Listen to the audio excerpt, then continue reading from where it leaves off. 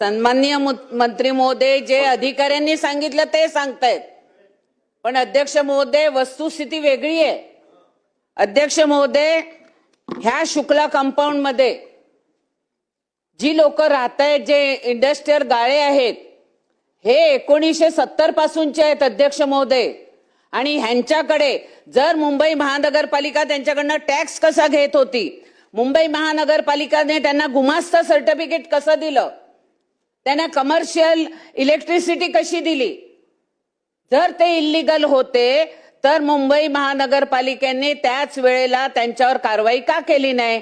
अध्यक्ष महोदय, ह्याच्यामध्ये मला सरकारचं मी लक्ष वेधू इच्छित आहे की अध्यक्ष महोदय, आम्ही सर्व मुंबईचे आमदार नेहमी सरकार समोर मागणी करत असतो की मुंबई सिटीमध्ये राहणाऱ्या लोकांना पागडी सिस्टमला वेगळा कायदा आणि उपनगराला वेगळा कायदा, हेच जर आमचे शुक्ला कंपाऊंडचे रहिवासी आणि इंडस्ट्रियल गाळ्यावाले जर मुंबई सिटीमध्ये असते तर त्यांच्यावर कारवाई झाली नसती, कारण तिकडे त्यांना कायद्याचं संरक्षण आहे. म्हणून सन्माननीय मंत्री महोदयांना माझा प्रश्न आहे की जो कायदा मुंबई शहराला पागडी सिस्टीमच्या इमारतींना आहे, तो कायदा आमच्या उपनगराला लागू करणार का?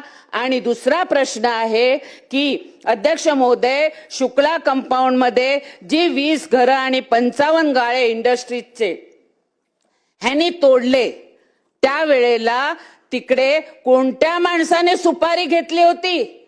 बाउन्सर का उभे केले होते? अध्यक्ष महोदय, ह्याच्या पाठचा माणूस कोण आहे तो शोधून काढा आणि अध्यक्ष ह्याची चौकशी व्हायला पाहिजे. आणि अध्यक्ष महोदय, आमचे खासदार, माजी खासदार आणि ह्या विधानसभेचे माजी सदस्य गोपाळ शेट्टीजी सकाळी 10 वाजेपासून रात्री 11 वाजेपर्यंत त्या महिलांना सांत्वन करून तिकडे पाण्याविना राहिले होते. अध्यक्ष महोदय, एखादा उत्तर घ्या. प्रश्न मला सरकारकडनं उत्तर पाहिजे की ह्यासाठी तुम्ही SIT लावणार का? दुसरी गोष्ट की ह्या शुक्ला कंपाऊंड मध्ये जे जे दोषी आहेत त्या दोषींवर कारवाई करणार का? आणि तिसरा प्रश्न, शहराला जो कायदा आहे तो 1962 पूर्वीचा इकडे आणि 64चा नॉन निवासीला लावता, तो तुम्ही रद्द करून मुंबई उपनगराला आमच्या पागडी धारकांना संरक्षण देण्यासाठी शहराचा कायदा उपनगराला लावणार का? अध्यक्ष महोदय, सन्मान्य सदस्यांनी जो मुद्दा या ठिकाणी मांडला की पागडीचा कायदा जो आहे तो उपनगराला लावणार का, त्या संदर्भामध्ये नक्की आपण तपासून बघू आणि त्या पद्धतीनं अनेक लोकांना जर न्याय मिळणार असेल तर त्याचा देखील सकारात्मक विचार आपण शासन म्हणून नक्की करू. परंतु सन्मान्य सदस्यांनी जे सांगितलं की या संपूर्ण प्रकरणाची चौकशी झाली पाहिजे, तिथं बाउन्सर होते, बाउन्सर लावून ही बांधकामं तोडण्यात आलेली आहेत, तर याबाबत देखील चौकशी समिती नेमण्यात येईल.